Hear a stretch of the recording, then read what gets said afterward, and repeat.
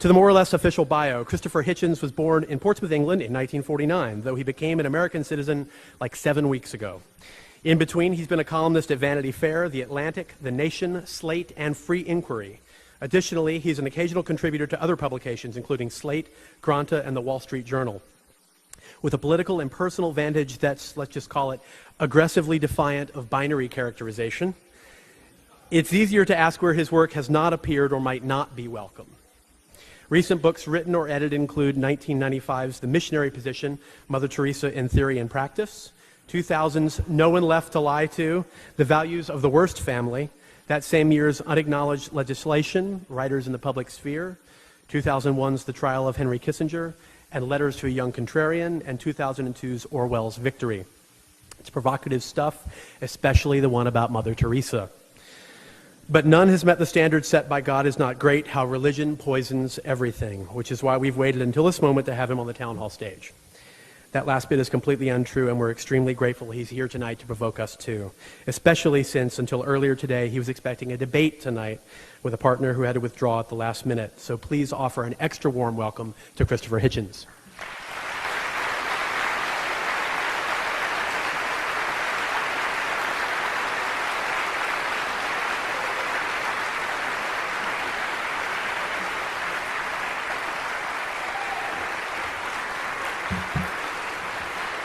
Thank you.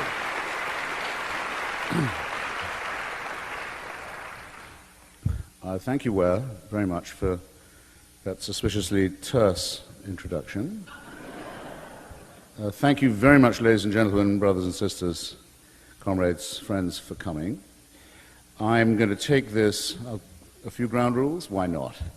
I'm going to take your presence here not as a compliment to my blue eyes and my sexual charisma, though warm thanks to all those who were magnetized here by either of those, but as a tribute to the importance of the subject, which I think has revived in a major way.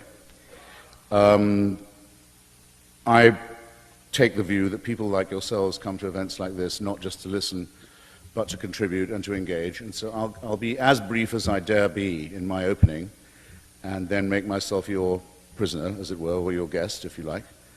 And my ground rule is essentially that I don't want to have it said ever that I left with any question unanswered.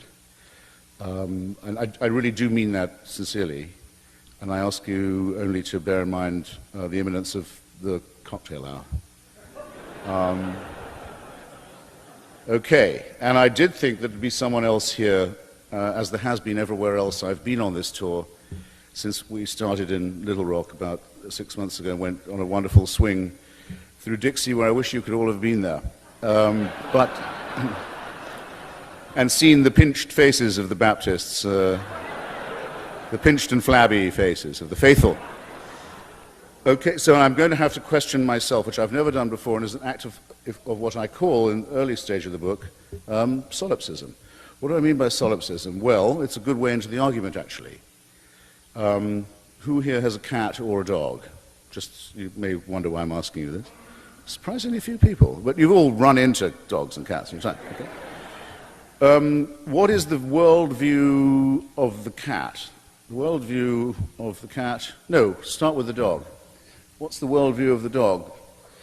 The dog is given by you food, shelter, water, love, affection, and it thinks you're God. The cat is given food, warmth, shelter, and love, but it thinks it's God. Religion makes the following appeal to us, which is why I say it poisons everything, because it goes to the deep nature of our self-respect and our humanity and our integrity. It makes the following bid to us. It says, you are born sinful. You're born guilty. You're guilty of crimes that were committed before you were born. You are not able to evade them. Your sin is original. You're made from dust, or in the Quran, from a clot of blood. Your Creator is not in a very good mood with you, and there's no reason why he should be, given what piece of excrement you basically are. That's the masochistic element of it. But after this thoroughgoing abjection, thoroughgoing demand that you throw aside all your self-respect, you're told there is, however, some redeeming news. The universe is designed with you in mind. The cosmos cares what happens to you. And if you will continue to abject yourself like a serf in front of God, you may hope for the forgiveness of sins, for eternal life, and for a divine plan. In other words, the maximum appeal to the abject, to the servile in you, and the maximum appeal to the self-centered and the egomaniac. Not a very wholesome way to begin a discussion about the main questions, such as why are we here, who are we, what are we here for, what is the just city, how would it look like, what is the meaning of life. It's begun by a horrible lecture from a dictator.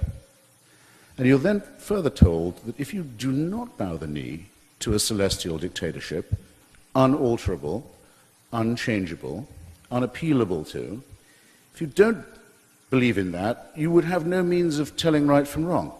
How would you know how to do the right thing or avoid the wrong if you were not being told by a celestial dictatorship? Once again, an absolutely central attack on any concept that we might have of our own integrity, dignity, and self-respect. How would Huck Finn know? Admittedly, he's a fictional character, but then so are most of the people I'm going to be discussing, from Moses onwards.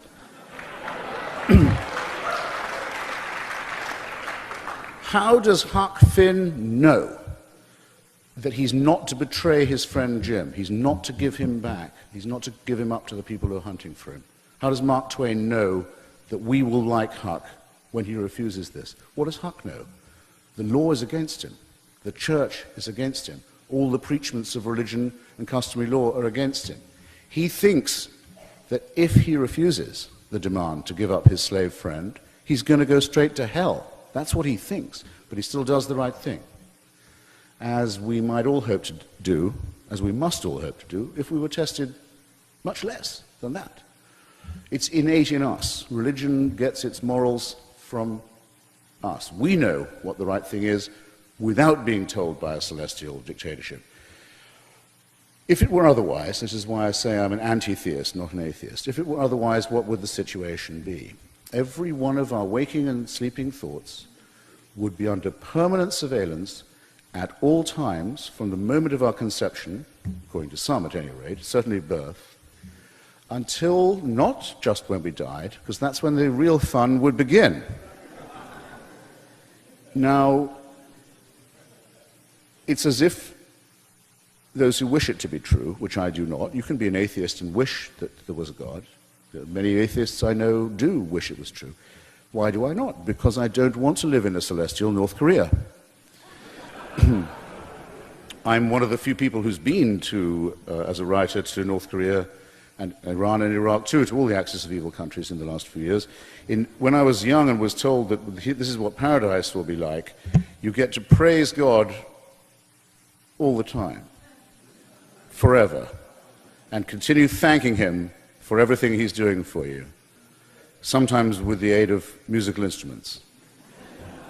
But that's the thing, that's what paradise will be like, everlasting praise. I used to think, sounds like hell to me. But I also wondered, what would it be like? I couldn't quite picture it. An attempt is made in the movie Bedazzled, the first version, to try and convey how ghastly it would be. Well, now I know. I've been to a state where there's worship from dawn till dusk, and thanking for everything you've got, every tiny crumb, and there's what you get, too, is the tiny crumb. Nothing but thanks, nothing but praise. It's a state where, not everybody knows this, Kim Jong-il is not the absolute dictator of North Korea. He's only the head of the party and of the North Korean army. The head of the state, the president, is his late father, who's been dead for some 15 years, Kim Il-sung. He's still the president, and he's the president, if you pardon the expression, for life, even though he's, as it were, passed on, ceased to be, joined the choir in Visibule, turned up his toes. He's an ex-president. You could call it a necrocracy, a thanatocracy, a mausolocracy. And it's also, you'll notice, just one short of a trinity, because the Son is the reincarnation of the Father. That's what it would be like if this horrible Bronze Age Palestinian myth was true. Unending, eternal, unchallengeable, unchangeable slavery. Who? wants it to be true? That's my first question to myself. I'll answer it later. And to you, since I haven't got a debate partner, and to you, ladies and gentlemen, why would anyone want it to be true? If I don't remember to ask myself, isn't secular dictatorship sometimes just as bad? If I don't remember to ask myself this, promise me one of you will, because we can't skip that point. Okay. Why is it wonderful to be here in Seattle and in North America having this discussion at this moment? Because everybody in America believes that everybody else is a strong believer. Everybody believes the opinion polls that say everyone else goes to church and believes in Satan more than they believe in Darwin. Everyone else thinks you can't run for office unless you bow the knee. And this is not true, and your presence here partly materializes my belief that it isn't, as did my swing through the South, where thousands of people came to each stop and all looked around themselves thinking, God, I thought I was the only atheist in this town till I got here. We had to move out of the bookstore in North Carolina into a church to fill up the overspill.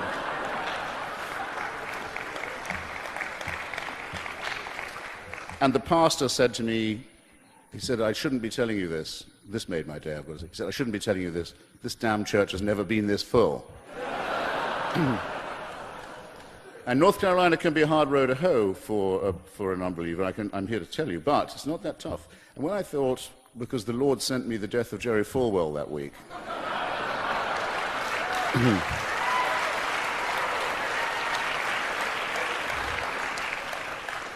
and I thought, okay, I'm going to say what I think about him. And I made a few comments about the origin of his ghastly career as a segregationist and a defender of racism, about his vulgar and cheap anti-Semitism, about his mad belief that the Antichrist is with us now and is already here and is an adult Jewish male. He's trying to lay off that bet by supporting the ugliest and stupidest elements in Israel who think they can bring on the Messiah by stealing other people's property, his shakedown artistry, his lying, his failure to levitate his ghastly, tubby form into the heavens with the rapture, instead being found slumped uselessly on the floor of his office in Virginia, built on the money stolen from the credulous. And then I thought, well, I can go on in this vein for some time, but I think I really ought to say what I truly think about him. And I said, now that he's gone, I have some advice for his grieving family. Give him an enema, you can bury him in a shoebox.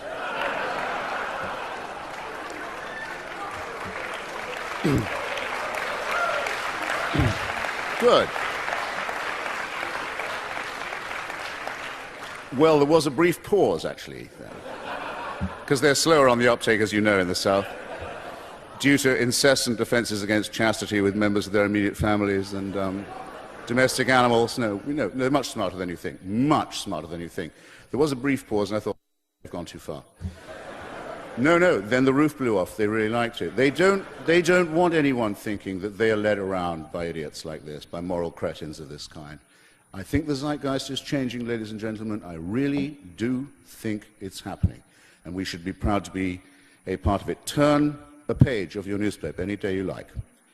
See what the parties of God are doing to Iraqi society to drag it down to the level of Afghanistan or Somalia, the last two countries where the parties of God had it all their own way. Look next door to Iran, where people who believe in a tooth fairy figure called the hidden Imam, the 12th Imam, whose immediate advent is expected, which will, it won't surprise you to hear, bring about a reign of universal peace and justice when it comes. Wonder where they picked up that idea.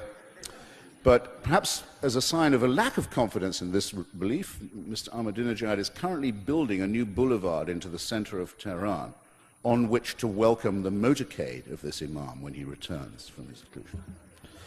Just in case that doesn't work or doesn't happen, why not pirate and plagiarize some nuclear weapons? They know nothing about science themselves. They couldn't do physics. They don't care about the beauties of science. The wonders of the cosmos don't appeal to them at all. But they can probably steal, have stolen, the ingredients to make a nuclear weapon. So we now have what we've long feared we're going to have, the coincidence between an apocalyptic ideology and, or rather, shall I say, a messianic ideology and an apocalyptic weapon. It's going to happen now. It'll happen very soon. Well, suck on that for a second.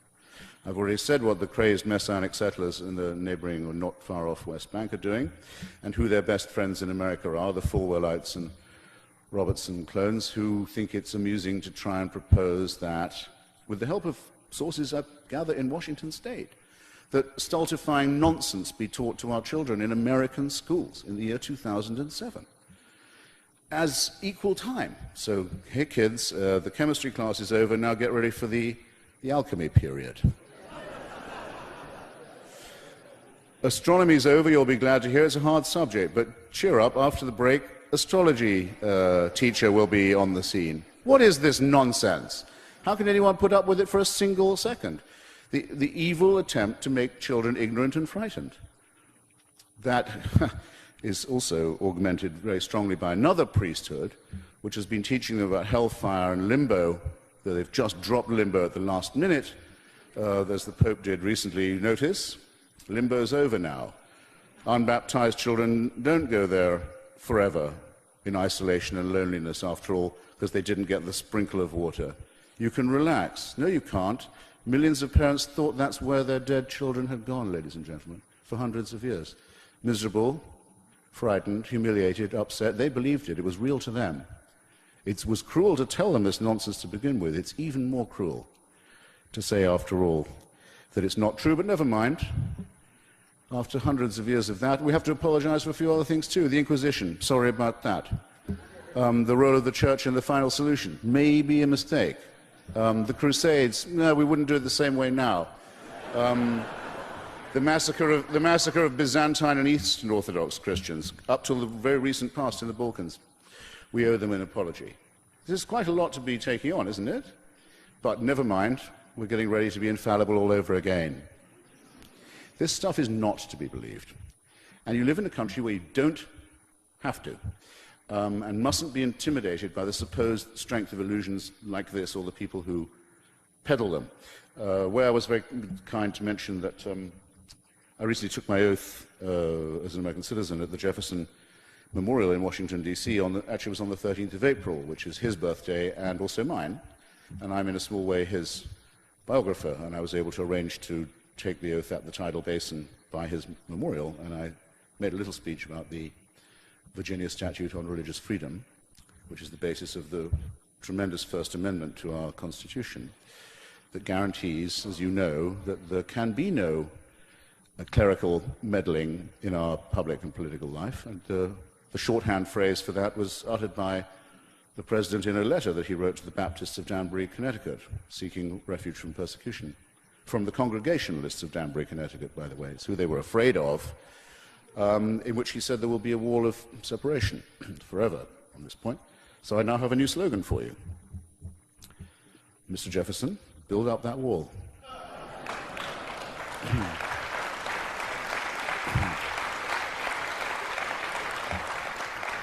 And I believe it's entirely possible that we can construct a cement here between what is patriotic, what is decent, what is rational, and what is not faith-based. I think it can be done. I think it can start here.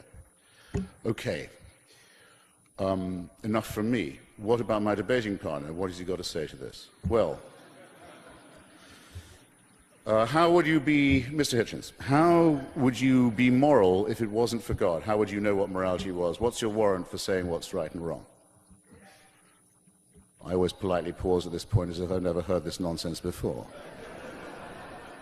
Okay, so I am wrong when I get a sense of satisfaction from giving a pint of blood.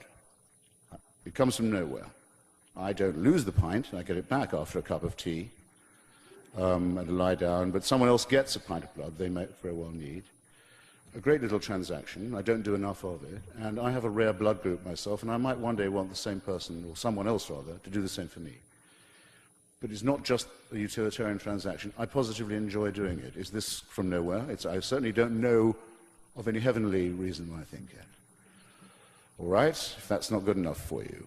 By the way, give blood whenever you can. It's a noble thing to do. It's the right thing to do. And you may need some blood one day yourself. And you shouldn't be ashamed of the fact that this comes from human solidarity, without which we wouldn't be here in the first place or able to have a language to discuss this in. But all right.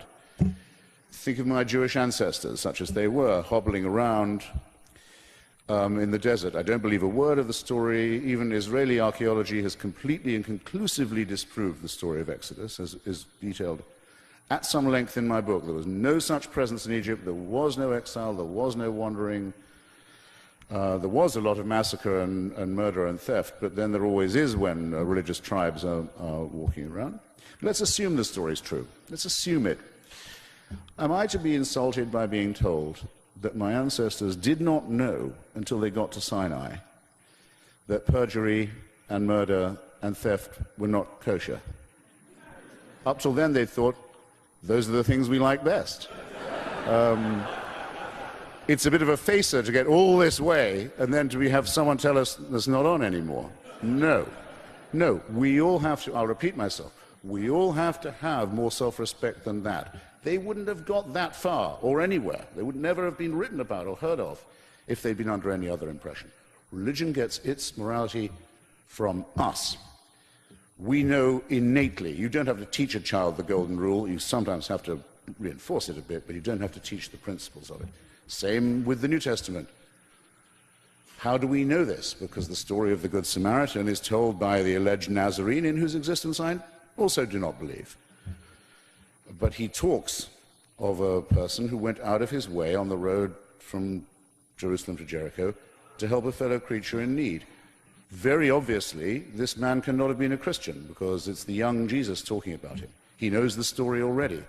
He's able to tell people that's the way you should behave if you see people in trouble. He never says you need divine permission to do this or a divine warrant to do it. It's ordinary human ethics. And to say that it wouldn't be part of us, part of our warp and our weft and our woof, if it wasn't for divine permission, is to make ourselves into serfs. So I propose we repudiate that and, as it were, stand on our own 2 feet a bit more. Now, speaking of serfdom, well, Mr. Hitchens, isn't it the case that in the last century some of the worst atrocities, if not the worst of all, were perpetrated by atheists and secularists? Is this not the fact? Very serious question. I have a whole chapter about it in my book. Shall I read it all to you? No, I won't do that. It's available at fine bookstores everywhere. And will be available after this show, where I'll be very polite to anyone who has a receipt, but not to anyone else. Someone asked me the other day, are you a materialist? I said, are you joking? Yes. This is America. Well, take the cases that are before us, the most notorious ones. In the case of fascism, the movement that coined the term totalitarianism, that actually put it into circulation, religion being, in my view, implicitly totalitarian with its admiration of an absolute, unchallengeable ruler, there's no other way to describe the fascist movement beginning in Spain, Portugal, Italy, spreading through Croatia, Austria, large parts of Germany, Hungary, Slovakia, except to say it was a movement of the Roman Catholic Rite. That's what it was. It was a completely Christian movement. All of its leaders were believing Christians. It had an official concordat with the Vatican. The Nazi puppet state leader of Slovakia was actually a man in holy orders. General Franco was very nearly baptized in his rule. But anyone can look this up. The church has never ceased to apologize for it, and nor should it. And after the war was over, they helped many of these people escape and begin constructing regimes of a similar model in South America after 1945. No wonder they can't stop apologizing. Nothing secular about that. German National Socialism, not quite the same, I have to say. It's true that the Vatican signed a treaty with Hitler the week he was installed in power. And it was for him the first and most important treaty he ever signed, the Concordat with the Vatican, and neither of them ever broke it. It's also true to say that in Mein Kampf he praises the Catholic Church and never left it, and has nothing but contempt for atheism. It's also true that the Pope ordered that his birthday, the Führer's birthday, ladies and gentlemen of the jury, be celebrated from the pulpit every year, every April, which it was, to the very end. It's also true that 25% of the members of the SS, this we know from Catholic historians, were confessing Catholics, ones who went to confession, and that no one was ever threatened with excommunication for their role in the Endlösung, as the Germans call the Shoah. or the final solution. Excommunication was only used by the church politically after the war, when you were told you'd be excommunicated if you voted for the Communist Party. And it is true that Joseph Goebbels was excommunicated from the Catholic Church. But do you want to know why? Do you know why? He's married a Protestant. Yeah. Married a Protestant. That's what it took to be. Next, you'll know he didn't eat fish on a Friday or something. No, excuse me, they have their standards, okay? But it is also true that Hitler sought to replace Christianity as the state religion and would have preferred an Aryan Nordic blood myth with himself as the centerpiece of it. There's no question about that. And that many brave Christians had to die on that proposition. No one can deny that. But there's nothing secular about National Socialism. And of the third partner in that revolting alliance, that of Japan, the leader is not just a man of God, but a God himself, for whom people were prepared to immolate themselves and others. The late Emperor Hirohito. While I'm at it, when his son was sent to Oxford University, this is a digression, but why not? He was sent to Magdalen College in the 30s, and the Japanese embassy sent up a team of people to see the warden of Magdalen College, Oxford, to say, are you sure you're ready to receive the Crown Prince? They said, yeah, absolutely, we're ready. He's got a nice room. We have a good tutor. Apparently his English is very good. We're looking forward very much to having him as Japanese ambassador. Well, it's just we want to be sure you understand. You're calling him Crown Prince, of course that is his title, but you do realize that his father in our country is not thought of just as an emperor, but as God. Do you understand that? The warden of Magdalen College said, I think you'll find we're quite used to having the sons of famous people at Oxford. Anyway, don't know what brought that on. Don't know quite what made me go to that direction. Anyway, there's nothing secular about an empire whose military ideology, by the way, was that of Zen Buddhism, for those of you who think the Eastern path is more contemplative. Its official ideology, as with the dictatorship in Burma today, is Zen Buddhism. There's nothing secular about that. So I think that clears up this frequently asked question on that side of the ledger. Moving, still answering my own, not my own question, the other person's question. Moving to Russia, until 1917, the year of the revolution, millions and millions of Russians have been told for hundreds and hundreds of years that the head of their state was also a man of God, was the head of the church, was not quite human, a bit better than human, not quite divine either. The Tsar was the head of the Russian Orthodox Church. He was the little father. As well as owning everyone in the country as an absolute dictator, he was the spiritual leader of the church. That's how millions of Russians have been reduced to credulity, stupidity, servility, and fear. Thus the state of affairs. If you were Joseph Stalin, who'd studied for many years in a seminary to become a priest, and would have made a very good bishop if he'd stuck at it, if you do not realize what an opportunity you've just been given with this vast reservoir, then you shouldn't be in the dictatorship business. Immediately, an inquisition is set up. Heresy hunts begin. Trials of heretics are put on. Miracles are announced. Lysenko's biology will produce giant tomatoes and 4 harvests a year.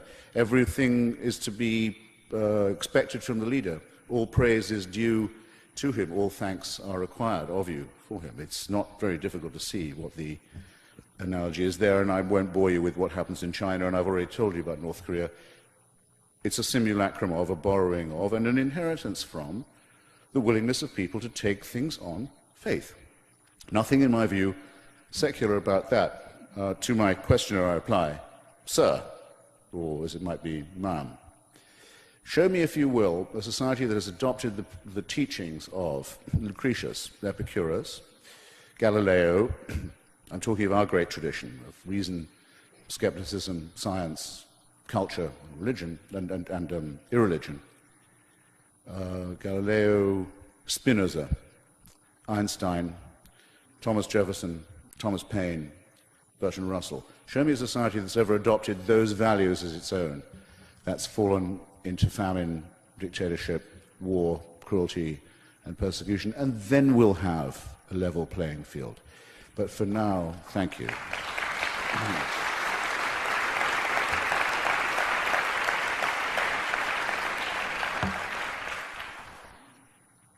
was going to say hold your applause. No, applaud more. That actually, I think, will do for an introduction. If you don't know where I'm coming from by now, you're never going to know. It's your turn, and I'm enormously, I really mean enormously grateful that you came. Thank you.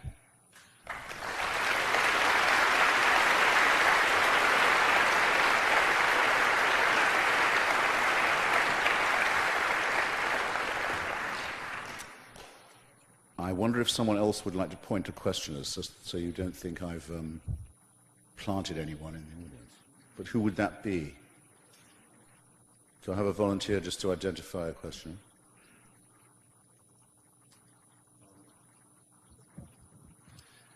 Basically, my question is that... Can you speak up a bit? Sure. I don't have to American society, probably, it's considered a little bit more than Europe, is a society that faces tremendous flux and has for a long, long time. And I was wondering if that is perhaps one reason why you've cited in your book that American society is especially religious. I mean, it struck me that societies in flux, having to deal with that tremendous change, do people turn to religion as an antidote to that change? And if so, that what sorts of things can, not leaning on religion, what sorts of things can we do to substitute for religion in dealing with lots of change? Well, I think you're partly right, and I think Alexis de Tocqueville had it right also when he pointed out that the great thing about America is religion is a voluntary association. You can't be made to go to a church here. The government can't finance one. I mean, where I was born, which you can probably tell was in England, the Queen is the head of the church, as well as of the armed forces and the state. And on her demise, the instant of her decease, her slobbering, chinless dauphin of a son will not only become the head of the state and the armed forces, but the head of the Church of England. It's enough to make a cat laugh, isn't it? And I have to pay taxes, or would if I still lived there, have to pay taxes. So that's what you get when you found a church on the family values of fucking Henry VIII. Well, again, ladies and gentlemen, take it from someone who had to sweat and struggle to become a citizen here and go through Homeland Security and the National Security Agency.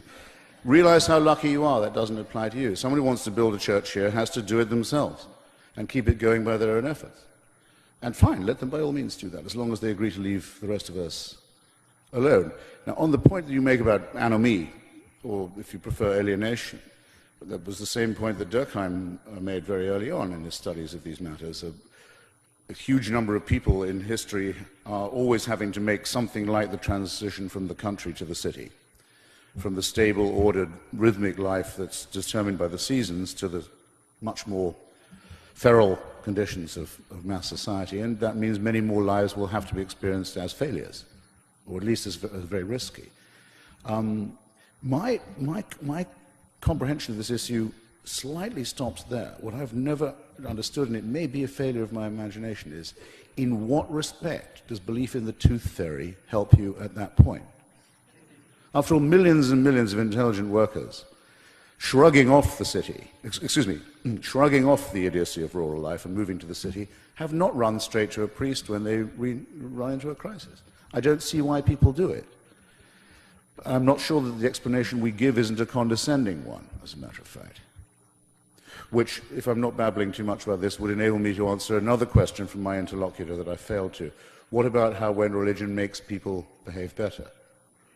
What about Dr. Martin Luther King? That's the one I always get asked. Shall I answer it now? It seems logical. Dr. King was an exemplary human being by every standard that I know. I can't be sure that he was actually a Christian. I can be grateful to the extent that he was not one, in that when he told his oppressed people that he was going to preach from the book of Exodus about the story of the enslaved who made it to the promised land, it's a very good thing he didn't mean it, because that horrible story says that the tribe he's leading are allowed, empowered in fact, ordered by God to kill everyone who gets in their way, rape their women, massacre their children, sparing only the females of marriageable age, and steal the land and the property of any tribe they don't destroy or do. Well, just as well that isn't what he was saying, right?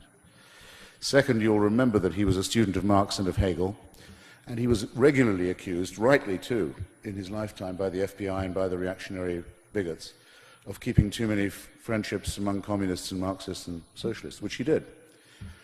Great black secularists now forgotten, like Bayard Rustin, my favorite American socialist, and Philip Randolph, the great American black trade unionist, actually organized the March on Washington, had the idea, pulled the crowds together, brought in the trade unions to make it happen. It's a pity that we leave these people out of account, and I think it's condescending, because I think that 90% of the white liberals in this country are in effect saying in a patronizing manner, well, you know, these black folks, they quite like a preacher. They like a preacher man, that's what they respond to. They like the pulpit. That's what they go for. So why not let them have it?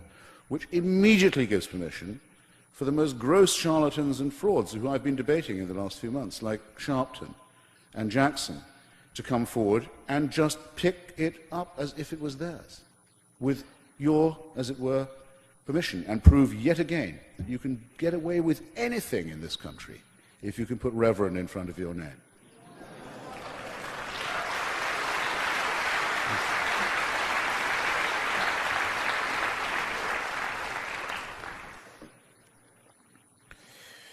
I guess we should just do it alternately, yeah.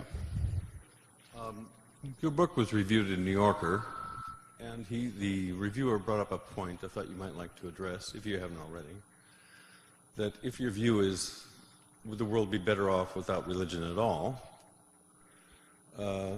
he brought up the point that if we're wicked enough to invent religion for ourselves, then we're wicked enough to come up with some other alternative that's just as mischievous.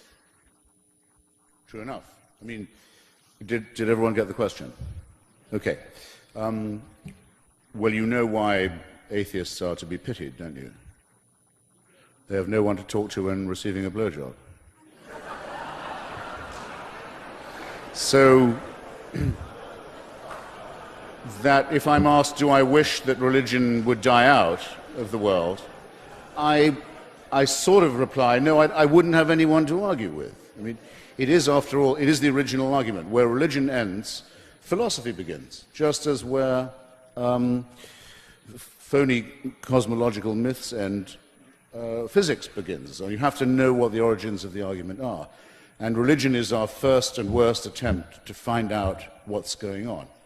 We only bother with it because it was here first. It grabbed the territory of explanation, because we are pattern-seeking mammals. We need to look for patterns and for logic, and we prefer, even in times like this, many people will prefer a conspiracy explanation to no theory at all, because they need to have some explanation. Well, religion comes from the time when we didn't know there was a germ theory to explain disease. So it was plague, it was God's will, and a curse. Didn't know we lived on a round planet. Didn't know there were round celestial bodies. Didn't know that our DNA makes us kin with other animals and indeed plants. So the study of it and the debate with it, I think, has to go on. To that extent, I'm in favor of, as the president ludicrously says, teaching the argument about evolution. Because the way I learned it was by reading about the confrontation between Huxley and Wilberforce in London, about the origin of species. Actually, it was in Oxford, in the origin of species. Huxley was Wilberforce's opponent. Wilberforce was the Bishop of Oxford. Huxley was Darwin's best friend, the man who coined the term agnostic. They had a great debate, and Huxley mopped the floor with the spokesman of the church. That's how I know how the argument goes. And in America, admittedly, 50 years later, good grief, but still, the same argument happens in Tennessee, in a courtroom this time. And again, they lose. By all means, teach the argument in that way. You just can't teach it in science class. And by the way, if there's going to be equal time for this stuff, then every church that gets any subsidy from the faith-based initiative, or any tax break, has to teach evolution in Sunday school.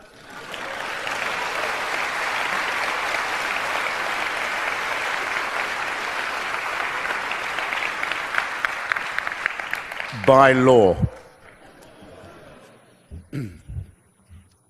As a fellow anti-theist who is coming to believe more and more that you can't make accommodation with a pack of lies, I decided to give the other side a chance. And at lunchtime, I went to a cathedral right near here, and I saw some people who were sitting there, and they found a place where they didn't feel judged. And I saw two nice young men who were going over the ceremony for them to become priests and serve their community. And I went home and I read a very charming little story about people in a Muslim village hearing the call to prayer, and the high and the low taking off their shoes, bowing their heads, and coming together. And as an anti-theist, I think it's all very well to say, this is nonsense, what you believe. But what can we do to call the community together? Have you given that some thought? Sure. Good question. I mean, one of the things that annoys me about the responses that I get sometimes from the faithful is that they say, well, your theory means that love is only a chemical reaction, say. So, well, actually, I do think that there is quite a lot of chemical reaction involved in love, and in some of the things that are associated with it too. But it doesn't mean that one is merely a reductionist. I don't think at all that one must despise the transcendent or the numinous. I wouldn't trust anybody who, say, listening to Mozart on a mountaintop in Cascadia at sunset, didn't feel that maybe there was more to life than his own immediate concerns, and that all could be filled with great compassion for other people. In fact, if this were not so, there wouldn't have been great secular men like Thomas Paine, for example, and Benjamin Franklin, who actually did found the American Anti-Slavery Society, while every Christian in the world was justifying slavery from the Bible, where that justification can in fact be found. Of course there is extraordinary and profound humanism, and without it, where would we be? But I deny only that this is not possible without the fear of a supernatural dictatorship, and I will keep repeating that until the last dog dies.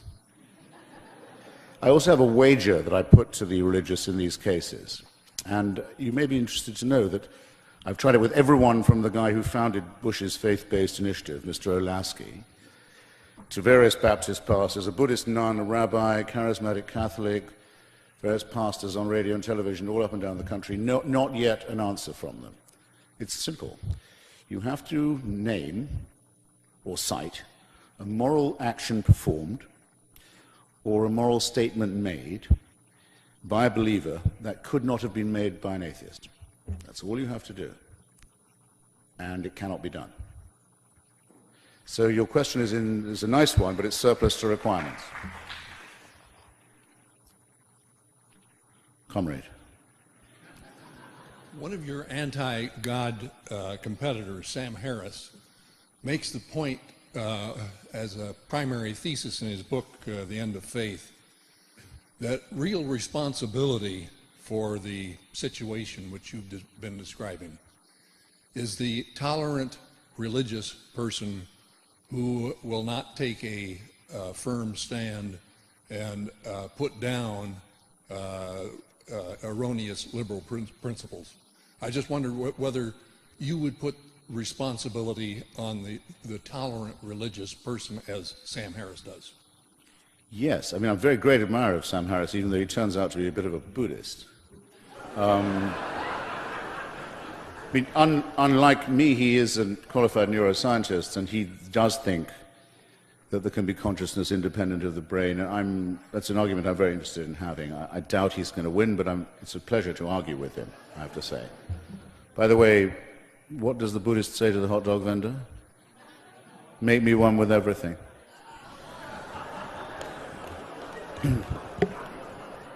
Just quickly, what happens next? He gets a slathered hot dog and from beneath his saffron robes produces a $20 bill, hands it to the vendor, munches, nothing occurs. He says, "Where's my change?" You know what's coming, don't you? Change comes only from within. I'll give you an example of what I mean and why I think that those who criticize me for only taking religion at its worst say, well, you're right about the fundamentalists and the extremists, but what about the mainstream? I say this. Remember last year, the Danish case, where a huge organized attempt was made to destroy the economy of a small democracy in Northern Europe, Denmark, because its prime minister refused to break his own law, the law of his country, to censor cartoons in an afternoon newspaper in Copenhagen. With the backing of all the members of the Arab League, a boycott was declared on Denmark to try and sabotage its economy. Its embassies were burned, its diplomatic immunity was violated in countries where demonstrations are not normally allowed. Random Scandinavians, whether Danish or not, were set upon and murdered. There was a huge outpouring of mayhem and cruelty and bigotry that had quite clearly been very well rehearsed in advance. Bad enough, you might think. Not one media outlet in this country would agree to show those cartoons. In a time completely dominated by the image, my profession, I mean, totally dominated by images, much too much so, they wouldn't show, here's the picture or the pictures that all the fuss is about, nor would they show them as a gesture of solidarity to their Danish colleagues who were being subjected not to threats of death, but attempts actually to kill them. And when a small magazine, and I know very well why this was, because I know the editors who took the decision, they were either extremely afraid of violent reprisal if they did their job, or, coming closer to your point, they were afraid of offending religious people. I'm not sure which of those decisions is the most cowardly or contemptible. Taken in conjunction, I think extremely contemptible. And a small atheist magazine for which I write, called Free Inquiry, did reprint the cartoons, as a result of which Borders Bookstore pulled our small magazine from the rack. As a result of which I haven't spoken in a Borders Bookstore since I started this tour. Now,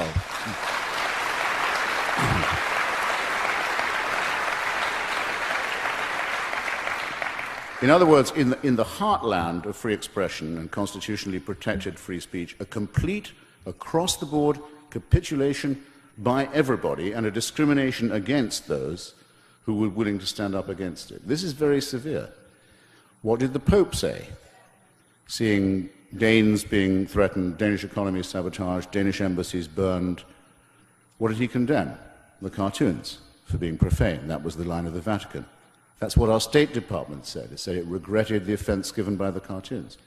This is a fantastic surrender. It means the extremists have the whip hand, and we've got no right to say that in criticizing religion, we're only singling out the fanatical or fundamentalist majority. No, in the name of tolerance, your identified phrase, in the name of multiculturalism, in the name of respect, in the name of all these things, they were parodied. And an abject collapse in the face of religious fascism occurred that I, for one, am not going to forget or allow to be repeated. Muted applause for that. Oh, thank you. Not to nudge you too hard, if people don't applaud, I can become quite morose. Hurt, you know. Not upset, just hurt. Sir. So, over the course of history, what happened or what is in place that enables billions of people across this planet to believe that a book built by a process as intensely political as that of the Bible is the way that we should live our lives? And how is it that the same people can dismiss particular parts of the Bible, for instance, the book of Joshua, and still say that that book is the absolute authority, the word with a capital W? Yeah, well, there's a good, there are possible, I think, decent anthropological answers to that. For a long time, it was the only book everyone knew. And for a long time, there was a heroic struggle, at least I regard it as heroic, to have this incredibly important text, the only one everyone had in some way in common, translated into English, out of Latin, so it wouldn't be the special property of a priestly class. And that's what the Protestant Revolution means to me, is John Milton, for example, and William Tyndale and the others who strove to get this book into the hands of the common people to demystify it. to make it into what it is, at least in its King James version, very great literature, as is the Cranmer Prayer Book. You probably know of the lady governor of Texas who, in the discussion on whether religious education should be bilingual in her state, said, well, if English good enough for Jesus, good enough for me. Which means that the Protestant Revolution succeeded even better than I had thought in giving this impression. And English is the only language in which I have to say I understand the Bible, but for many people it's the only book they have either read or in many cases only read a bit of. Now, what you get now as a result of biblical criticism and scholarship and also various vernacular editions of it, that unlike the Quran have made it available to everybody in pretty much every tongue, is people want to take it a la carte. They'll say, I quite like the Beatitudes, I just don't like, I don't mind the story of the rest of the story of the Sermon on the Mount, or the miracle at Cana where water is turned into wine, my personal favorite. But I don't like the other stuff. And I don't like the book of Joshua, and I don't like the injunction to kill all the Midianites down to the last child. That makes me uneasy. Well, they're out of luck. This stuff is either the Word of God or it isn't. And they have to make up their minds whether they think it's that or man-made. And when they've done that, they'll feel better. But the attempt to have it a la carte is to me contemptible. I keep finding on this trip, when I debate people, I'd have to write a different book for every priest I debated. Because if you say to a Baptist, even in Georgia, well, sir, you say you're an ordained Baptist minister and indeed a teacher of baptism at the local college, may I know whether you concur with John Calvin and his view of predestination and damnation or not? May I further know if you think it applies to me, and if you don't think so, may I know on what authority you don't think it? They don't like the question one bit. They don't, and not because you're in front of an educated audience either. They're not sure what they think. They'd rather say, well, some of that's metaphorical. What's metaphorical about telling people that their fate was decided before they were born and they can't change it even by good works? Even by doing the right thing, won't change it. You were picked for hell before you were born. You're a goat, not a sheep. By the way, who wants to be a sheep? A religion that calls itself a flock, you already know a lot about. They don't like it, ladies and gentlemen. They really don't. I say to the rabbi, so your daily prayers begin, don't they, by saying, thank God he didn't make me a woman or a Gentile, a goy. Isn't that the prayer? Well, I don't always say it. Okay. I'm glad to hear it. You come from a sect that doesn't shake hands with women. I'm not going to shake hands with you. I have views of my own about this, but I've told you what they are, and I'm willing to be tested on them and questioned on them. Why aren't you? Why do you want it a la carte all the time? This morning, the Conservative guy, very nice, extremely nice fellow, on the local Fox radio, John someone. Yeah, extremely courteous, gave me a lot of time, and I said, well, for example, I say to Catholics, come on, you may say you're a Catholic, you don't really believe in the virgin birth. He said, well, I do. And I thought, oh, Christ, that's the first one I've met it had to be this morning. And I said, well, are you really saying you do? He said, yes, I absolutely do. I believe in the Immaculate Conception of Jesus. And I said, no, hold on a second. The Immaculate Conception is not the same as the virgin birth. He said, it isn't? No, the Immaculate Conception says that Mary was conceived without sin, without any stain, not that her son was conceived without the intervention. But bluntly, he had no idea. Didn't even know what he didn't believe. It's come to something when a Catholic on Fox TV has to be told his theology by me.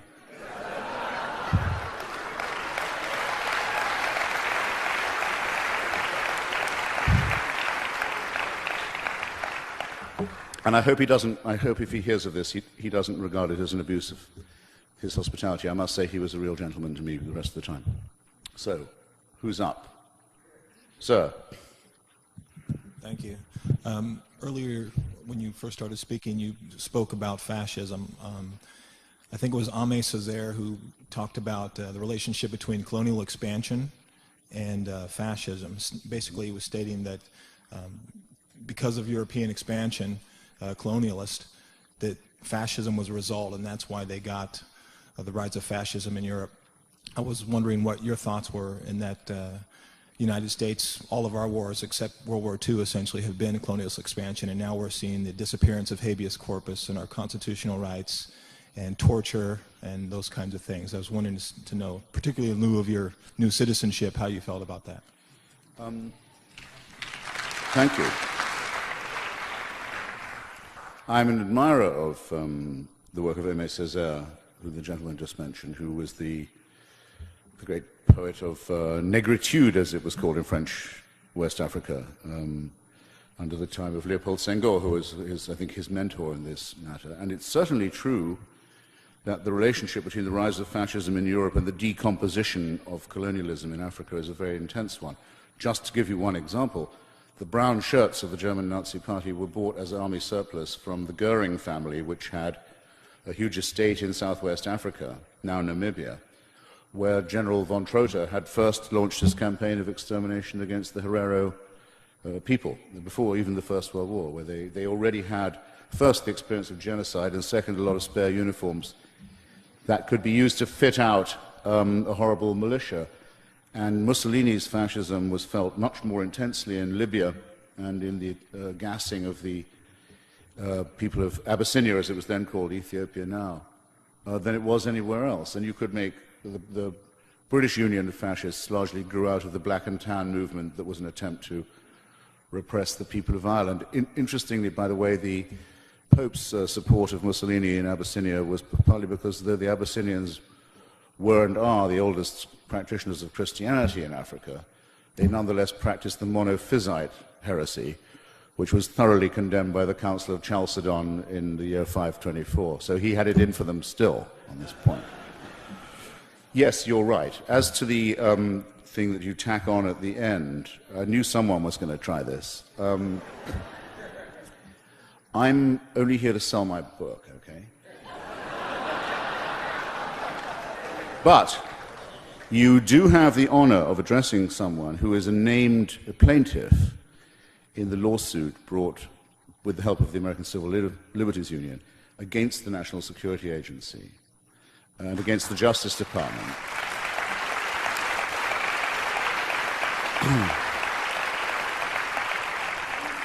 Which has so far carried in the courts saying that it is illegal and unconstitutional to listen to the telephone conversations of an American without a warrant. I'm appalled that when I wasn't even a citizen yet, I had to go to law to uphold that simple point. But we've won so far. But it's going to require a lot of vigilance to keep winning. The recent, I think, complete collapse of the Justice Department's witnesses and main spokesman on other matters in front of major hearings in the Senate is extremely encouraging. When we brought the suit, we didn't know that people were gathering around John Ashcroft's bedside trying to guide his palsied hand over this order. Ashcroft, the man who says in this country, remember this, when he was a senator, he said, in America, we have no king but Jesus. A statement that is exactly 2 words too long.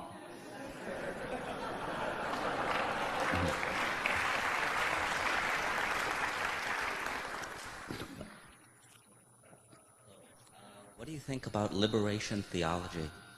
It's a contradiction in terms. What about the emancipation of the human personality, the human mind, is from theology. There are no two ways about it. I don't care if I run into some priest in Colombia who thinks that Fidel Castro should be Pope. It bores me. It irritates me. I ask him the same question. Is there anything you're saying that an atheist couldn't say, that might be right or might be wrong, but would still be said? What's the theological bit for? No, Jesus doesn't have a special privilege for the poor. He says, render unto Caesar. Don't you believe that? If not, why go on as if you did? No, it's piffle. It's callow piffle.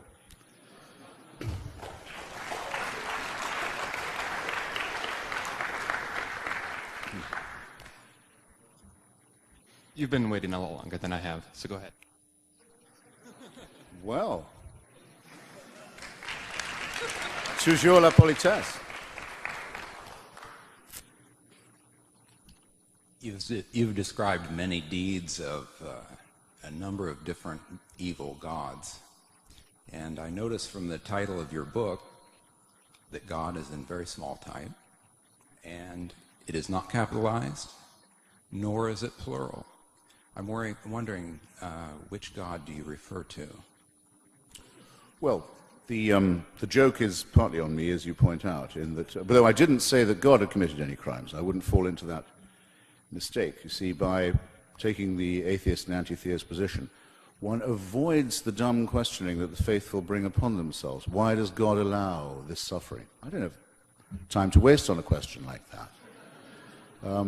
Why was my buddy hit in the testicles and I escaped? How did God allow that? God was not involved in it. Why do some people get swept away by the tsunami and others not? Because we live on a cooling planet, baby, with a turbulent weather system which has volcanoes and earthquakes. That's what decides what happens. You can just spare yourself all this stuff if you don't quarrel with God and if you don't try and indict him in this way. So I don't think he's ever committed a single crime or ever will. But that he makes people behave worse, the belief in him does, I mean to say, I have no doubt. In other words, I didn't say enough about this, perhaps, at the beginning. It's not just that our ethics come from our own innate solidarity and decency. It's that morally normal people can be brought to do things that no morally normal person will do or would do, such as mutilating the genitals of a child, for example. I'm sure some people here have been handed a newborn baby in their time. Okay? What, none of you? What have you been doing with yourselves? No one here has had a newborn baby? Well, I recommend you go home and try harder. Well, I have, and if you're ever going to have that feeling, oh, maybe this is a miracle, if you're ever going to have it in your life, that's probably where it'll be. Little indentations where the fingernails are going to be. It's heartbreaking, really. If only you knew what was coming, but anyway, it's a moment. So you get given this bundle, you think, well, okay, that's great, and it probably is a gift from heaven, but I'd better find a sharp stone as quickly as I can and start sawing away at its genitalia, because otherwise it wouldn't be pleasing to God. No moral person, or then when he gets old enough to listen, tell him that he's going to burn forever in hell if he doesn't obey some cranky instructions. Poison his life and his dreams. No, this is not moral preaching. So I'm sorry. I did want to add that before I wrapped up. That it's the Professor Stephen Weinberg puts it very well. Actually, he says in a morally ordinary universe, the good people, decent people, will do the best they can to do right by their fellows. And the psychopaths and the sociopaths, those for whom society and other people don't really count, will do wicked things. But if you want good people to do evil things, you need them to be religious. Weinberg is right.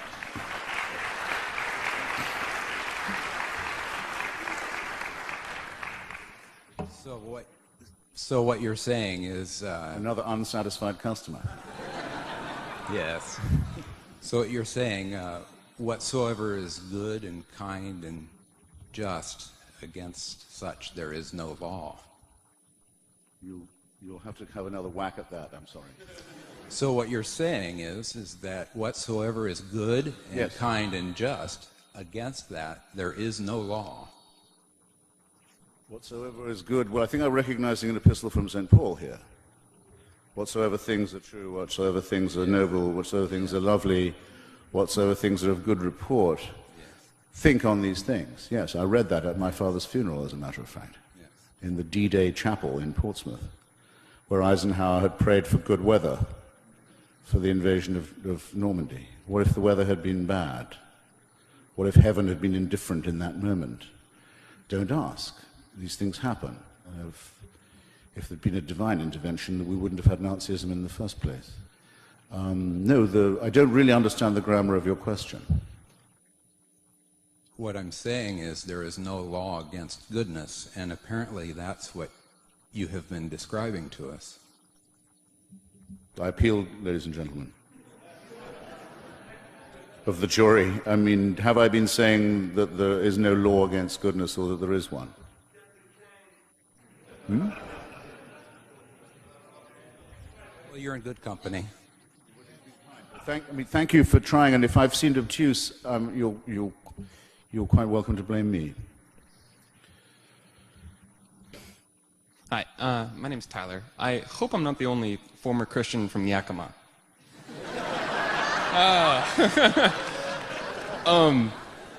Much like the South, Yakima is. Two quick questions. One, I read the review of your book from your brother, and I just want to know, I'm curious about your relationship with him. That's as far as I know, as that he didn't like the book. And secondly, some recommendations from you, more of influential anti-theists coming up besides Harris, Dennett, Dawkins, and others. So. Okay. Well, concerning my brother Peter, who is a very distinguished ultra-conservative columnist and broadcaster in Great Britain, and a very strongly believing Christian. All I can say is there's probably one in every family.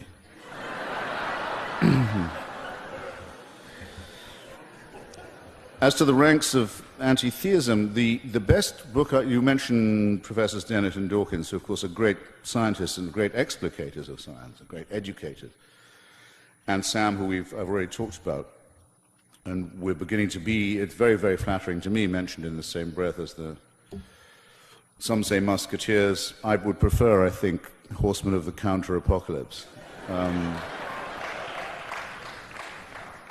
But there is another one. Well, there are two on the bestseller list now. One is the woman who I had as my witness and friend at the Jefferson Memorial, Ayan Hershey Ali. Some of you will know. Unbelievably courageous, beautiful woman who has survived with great humor and dignity and courage everything from forced marriage to genital, not just mutilation, but infibulation too. And who thinks that she's probably the only girl born that day in that hospital in Somalia who's still alive, and probably is, but who's now a wanted person on the run, seeking political asylum in the United States. Not even Holland is safe enough to hold her from the fury of people to whom her existence is an incitement to murder. And not just murder is on their mind either, if you want my opinion. People who are obscene and filthy, as well as murderous and lethal, and so entitled, so sure of their entitlement to murder because they have God on their side. Well, she was the one who stood next to me at the ceremony, and her book, Infidel, is a marvelous book, as is the caged version, its predecessor. And then the extremely tough and impressive Dr. Victor Stenger, who's written a book called God, the Failed Hypothesis, in which he will go further than I. I will say that it is impossible to disprove the existence of God, as it is impossible to prove it, thus that those who say they can know what cannot be proved can be excluded from the argument. Those who are certain where certainty is impossible are easily dispensed with by Occam's razor.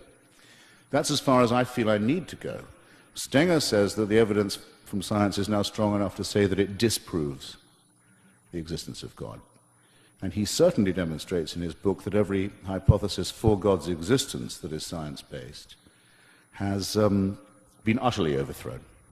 And I may say I'm sorry that no one from the Discovery Institute came this evening, because I trailed my coat as much as I could while I was in the hood, or that if they're here, they've kept quiet. But Stenger is a great book, and he's a huge addition to the arsenal of argument. I'm told we've got two more, right?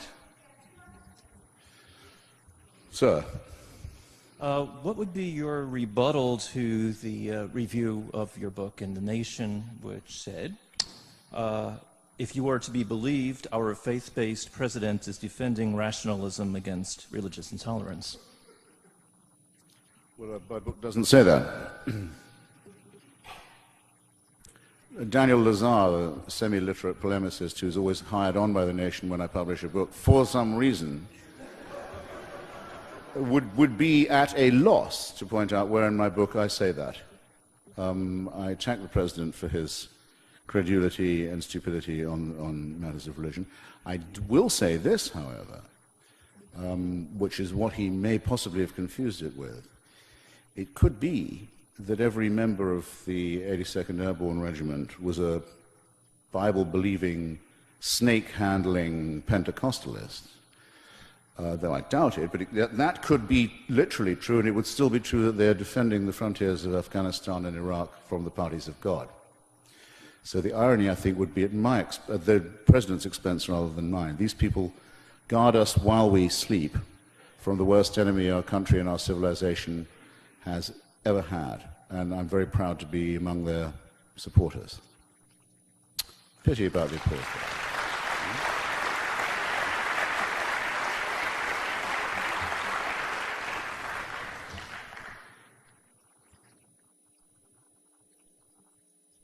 Well, since there really are only two, can we make it two more? Then one each, and then we're done, yeah? Actually. How's that? Yeah. Fair enough. So you first, sir. Okay. What would you say to the argument that since we don't know what will happen after death, it's better to take the strategy that you believe in God, because then if you die and there is God, maybe you have a chance of going to heaven, whereas if you didn't do that, yes. No. Well, you'll like that section in my very moderately priced book. Which, as most of you will know, the gentleman is summarizing actually almost perfectly the wager of Blaise Pascal, whose pensées, his thoughts, were addressed actually to the one who is so made that he cannot believe. That's me. And he says, well, look at it like this, like some huckster. Like the guy who, from the megachurch the other day on the radio, tried to get me to pull into his parking lot because the Lord had cured his daughter of Hodgkin's disease. Like some really low-rent character says, what do you got to lose? If it's not true, we're all headed nowhere in any case. But if it was true by any chance, and you'd said you thought so, how bad could it be? Well, you talk about the way that religion degrades argument and degrades dignity and self-respect. There you have it in one syllogism. But I have my answer, the following. On the assumption that the God they're talking about is anything like the one they ought to be believing in, this is what I say in my book I'm going to say. By the way, but just before I tell you, you know what Bertrand Russell said in reply to the same question? He said, I should reply, oh Lord, you did not give us enough evidence. Which I think is pretty good, but my reply goes on just a fraction longer. It says, I presume, divine sir, that you have some respect for intellectual honesty and for moral courage, and that you would look with more favor on somebody who made an honest profession of unbelief than on someone who acceded to belief in you in the hope of a handout.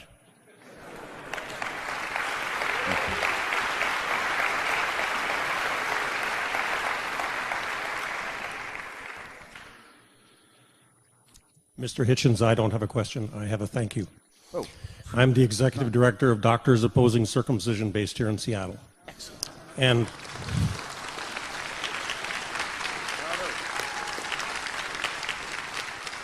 I send the thanks and greetings of my members around the world. Excellent.